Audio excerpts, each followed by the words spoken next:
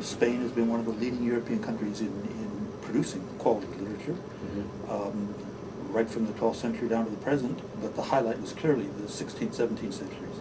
It's the Renaissance or the Golden Age. El Cid is usually considered the first important work of Spanish, as opposed to something Arabic transcribed in Spanish. The poem of the Cid is about as different from modern Spanish as maybe 14th century English would be from modern English. Okay. Cervantes writes perfectly modern Spanish.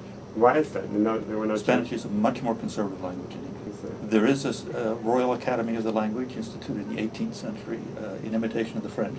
But of course it's a very conservative, hidebound group, and the only good thing they do is put out a new dictionary from time to time. Well, there's considerable difference in certain ways between Peninsular Spanish and the various American brands of Spanish. I think as far as vocabulary goes, there's more variety, regional variety, in two areas, and those are obscenities and beans. You can say beans in about a dozen different ways.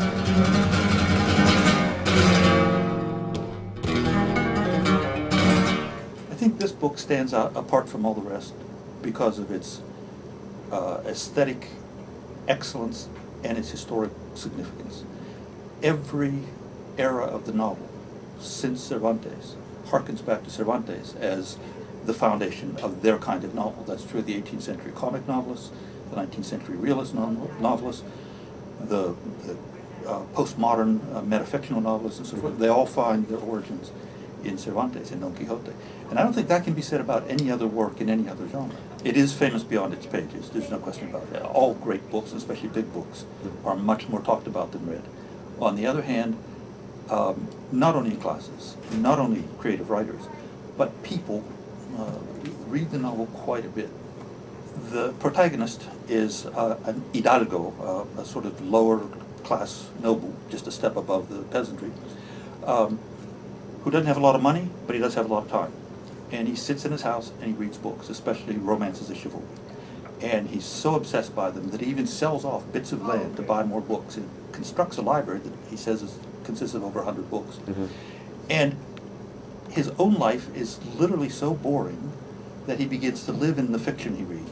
And so he decides to become a knight errant. A knight errant in the early 17th century is an anachronism, of course. So he shines up some rusty armor from his grandparents.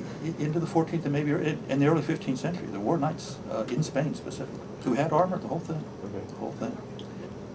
Prepares his armor, rechristens his old nag, chooses out of the air an imaginary lady, sort of based on a peasant woman who looks kind of nice that he's been thinking about for a while, and sets out to right all the wrongs in the world.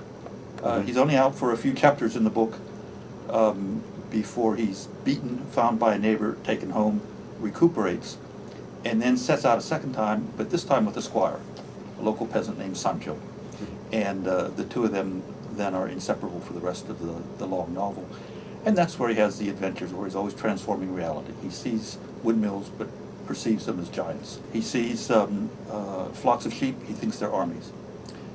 He finds a barber's shaving basin and takes it to be the golden magic helmet of Mambrino. That sort of thing goes on consistently in the first half of the book.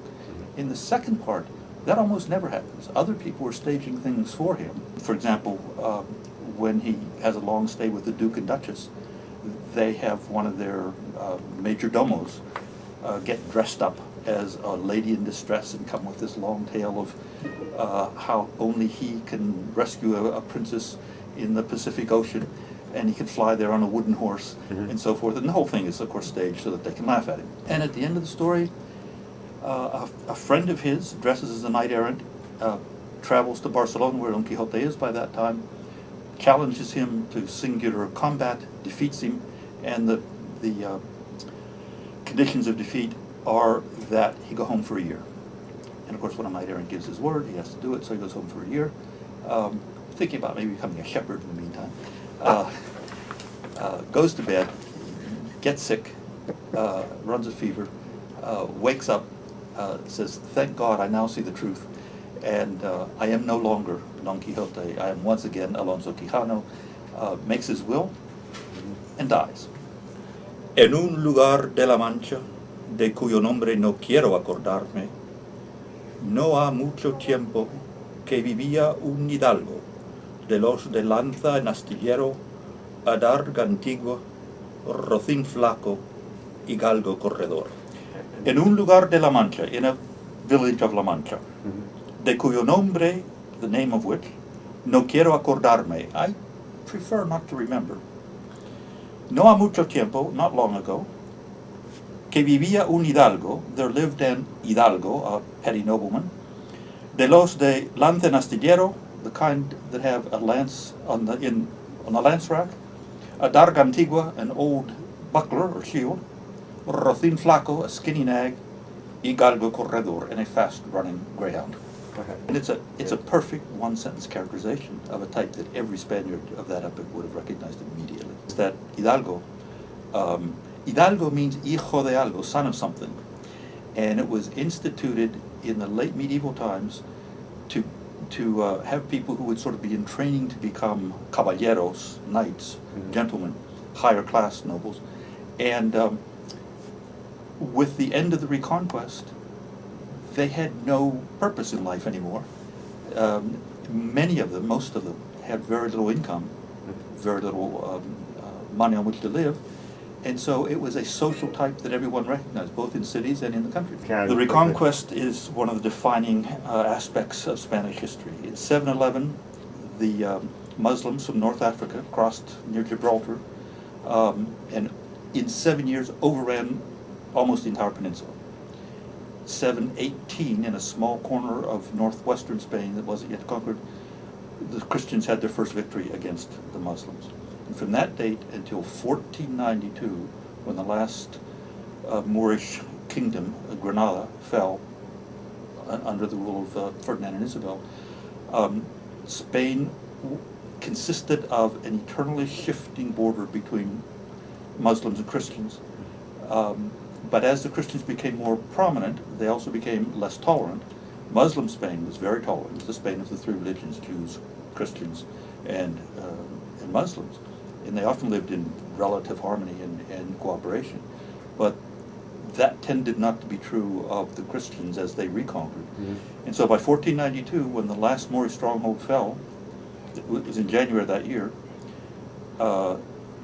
therefore there were officially no more Muslims in Spain.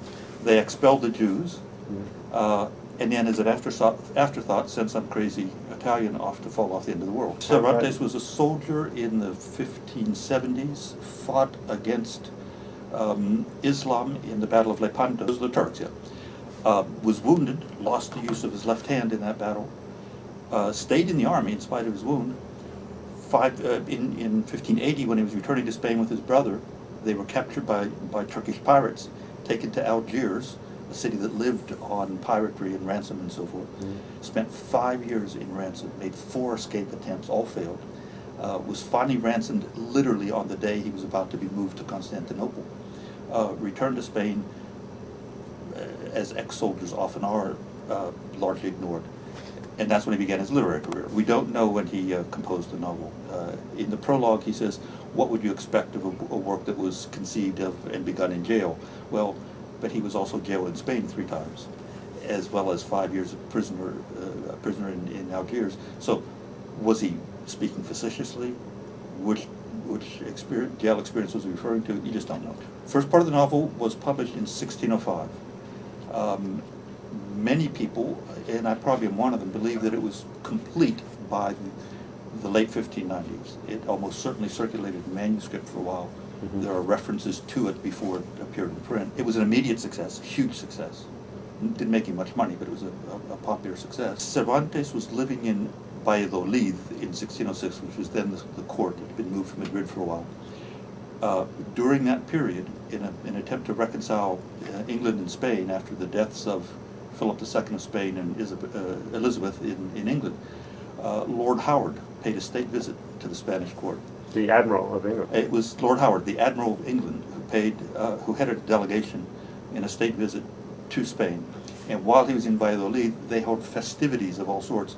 Don Quixote had just been published, and in a parade, there were figures of Don Quixote and Sancho on Rocinante, and so these images have never stopped. They've remained in popular culture ever since.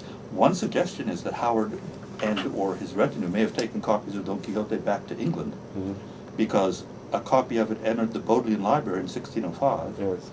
and it was translated into English by Shelton by 1608, published in 1612. Shakespeare, for example, read it.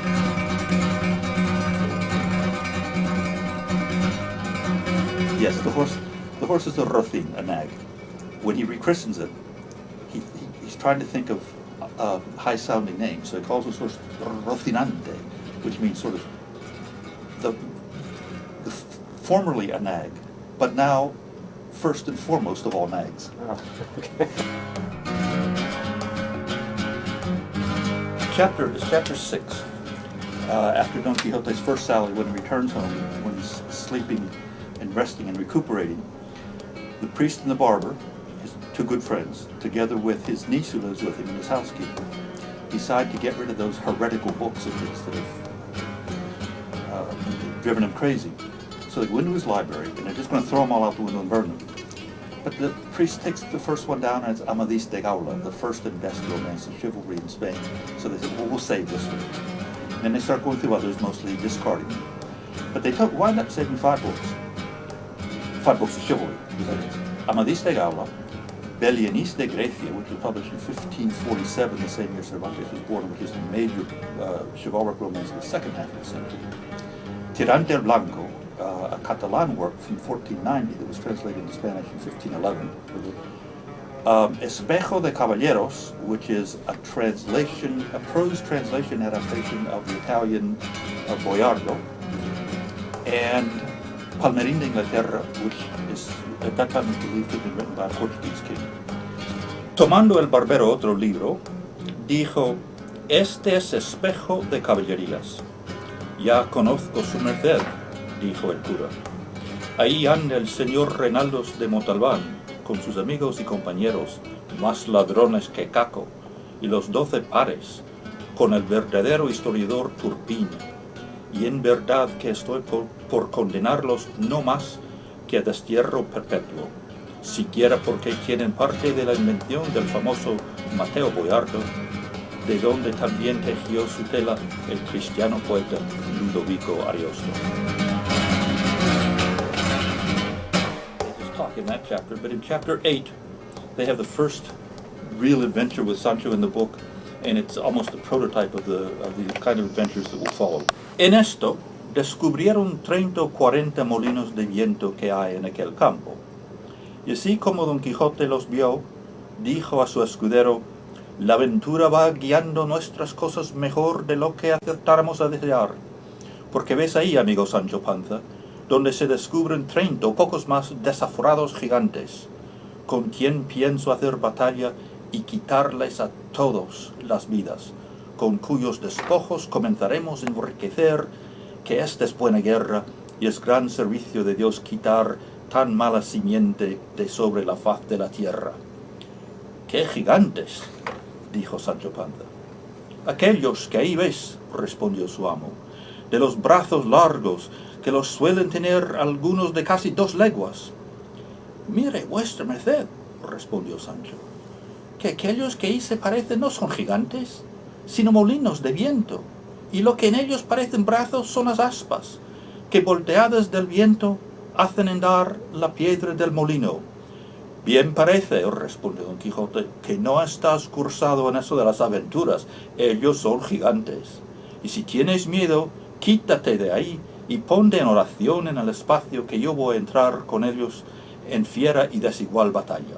Throughout the novel, Don Quixote is looking for adventures to gain name, to gain enough name that when he has the opportunity to marry a princess and inherit a kingdom, he'll then be able to give Sancho his eye. In the second part of the novel, a larger sense of destiny takes over, because early in the novel they go to El Toboso to visit Dulcinea. The trouble is, of course, she doesn't exist. So Don Quixote is outside the city and sends Sancho in to take a message to her. Sancho goes into the city. What am I going to do? There is no such person. So he gets this idea. He says, my master thinks that when he sees something, it's an enchanted version of something better. I'll wait for the first woman to come out of Toboso, tell him that's Dulcinea, and he'll believe me. And I'll say she's enchanted. That's exactly what happens.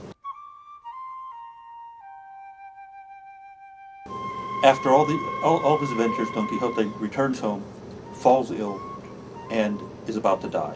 So he calls his friends, renounces his past life as a knight errant, makes out his will, and confesses. At this point, it's clear that Don Quixote's dying.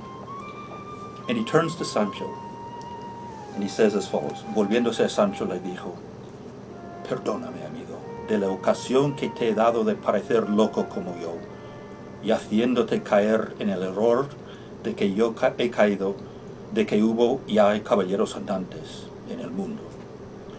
Ay, respondió Sancho llorando, no se muera vuestra merced, señor mío, sino tome mi consejo y viva muchos años, porque la mayor locura que puede hacer un hombre en esta vida es dejarse morir sin más ni más. That's really cool. That's really cool. Yeah, it's a nice ending. Yeah, it's actually really cool.